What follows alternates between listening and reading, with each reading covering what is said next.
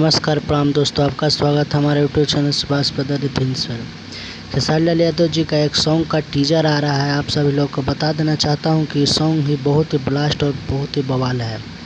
और आप सब लोग को बताया था मैं नेक्स्ट वीडियो में कि इस सॉन्ग का जब आएगा हमारे पास पोस्टर तो आप लोग के पास शेयर करूँगा। और फाइनली रिलीज डेट आ गया है टीजर का। आप सब लोग को बता देना चाहता हूँ कि खेसारी लाल यादव जी का इस टीजर कल यानी 22 नवंबर को 11 बजे हम भोजपुरी के यूट्यूब चैनल पर आएगा। आप सब लोग को बता देना चाहता हूँ कि सॉन्ग का नाम है तू कुत्ते से दिल लगा ले।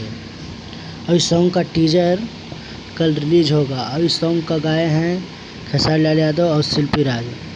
और इसमें एक्ट्रेस है अंकिता पांडे। सॉन्ग को लिखे हैं अजय बच्चन जी और म्यूजिक दिए हैं प्रियांशु सिंह जी। आप लोग का अपडेट कैसा लगा? अगर अपडेट अच्छा लगा तो हमारे यूट्यूब चैनल को सब्सक्राइब करें एंड शेयर करें, कमेंट करें। बाय बाय, धन्यवाद।